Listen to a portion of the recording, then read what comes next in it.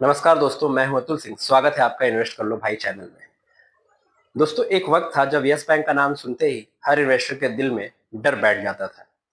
2020 में जब बैंक डूबने के कगार पे था, तब किसी को भरोसा नहीं था कि यह दोबारा उठेगा। लेकिन आज 2025 में वही यस बैंक फिर से हेडलाइंस में है। प्रॉफिटेबिलिटी वापसी पर, एनपीए हिस्टोरिक लो पर और रिटेल फ्रेंचाइज पहले से मजबूत। यह कहानी है ट्रस्ट रीबिल्ड करने की, डिजिटल रिबर्थ की और इन्वेस्टर कॉन्फिडेंस दोबारा जीतने की। 2018 से 2020 के बीच बैंक के लिए सबसे कठिन दौर था।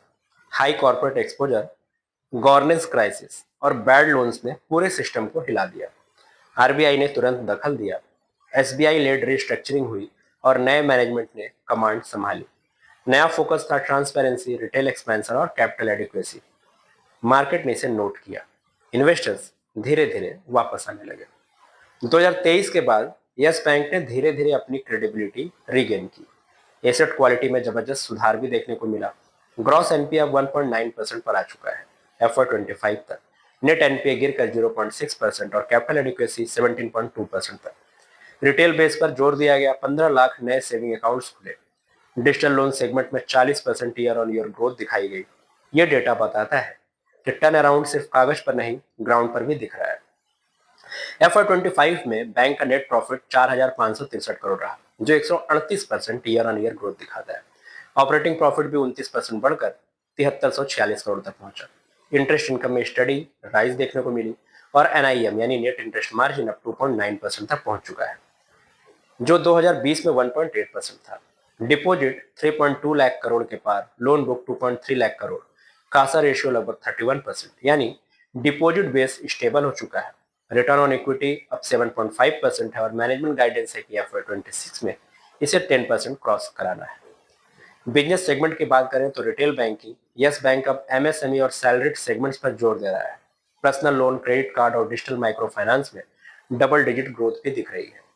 कॉर्पोरेट एंड होलसेल बैंकिंग में कॉर्पोरेट एक्सपोजर को 55% से घटाकर 42% किया गया है। रिस्क डाइवर्सिफिकेशन बढ़ाया गया है। वहीं ट्रेजरी एंड इन्वेस्टमेंट में गवर्नमेंट सिक्योरिटीज और बॉन्ड से स्टडी इनकम स्ट्रीम बनी है। साथ ही बैंक ने ईएसजी लिंक्ड लेंडिंग और प्रायोरिटी सेक्टर फोकस को भी बढ़ाया है, जो ग्लोबल इन्वेस्टर्स को आकर्षित कर रहा है। यस बैंक का नया आइडेंटिटी अब टेक ड्रिवन बैंक है। 300 plus digital products, UPI partnership, Aadhaar enabled payment system में 33% का market share, AI credit scoring और फ्रॉड डिटेक्शन टूल्स से ऑपरेशनल रिस्क शार्पली घटा भी है। फिनटेक कोलैबोरेशन के जरिए बैंक रूरल और सेमी अर्बन मार्केट तक पहुंच बना रही है। अक्टूबर 2025 तक स्टॉक 29 से 30 के आसपास ट्रेड कर रहा था। बैंक का पी मल्टीपल लगभग 10.9 टाइम्स है, जो इंडस्ट्री मीडियन 13 टाइम्स से थोड़ा नीचे है। यानी वैल्यूएशन अभी भी अट्रैक्टिव जोन में है, इसलिए इसे hold for long term with upside visibility कहा जा सकता है, क्योंकि एसेट क्वालिटी सुधर चुकी है, रिटेल एक्सपेंशन सस्टेनेबल है और कैपिटल बेस मजबूत है। अगर FY26-27 में आरओई 12% तक पहुंचा तो री रेटिंग की पूरी संभावना है। पीयर कंपैरिजन में यस बैंक अब धीरे धीरे रेस में लौट आया है। ICICI bank, axis bank, federal bank जैसे पीएस की तरह इसकी डिजिटल एडॉप्शन तेज है। एनआईएम मार्जिन भले कम हो, लेकिन कासा ग्रोथ और रिटेल फोकस इसे लॉन्ग टर्म विनर बना सकते हैं। भाइयों, यस बैंक की ये कहानी हर उस इन्वेस्टर के लिए सबक है जिसने कभी पैनिक में बेच दिया हो। मार्केट में भरोसा दोबारा बन सकता है अगर स्ट्रेटेजी, गवर्नेंस और पेशेंस साथ हो। 4 से 5 साल बाद कॉन्फिडेंस और रिटर्न दोनों वापस आ रहा है। यस बैंक की कमबैक स्टोरी यही कहती है, हर गिरावट के बाद उठना ही सच्ची ग्रोथ है।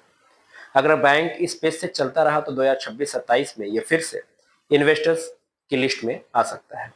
धैर्य रखो, डिसिप्लिन रखो, इन्वेस्ट कर लो भाई, क्योंकि भरोसे की वापसी ही असली टर्न अराउंड है। Thank you.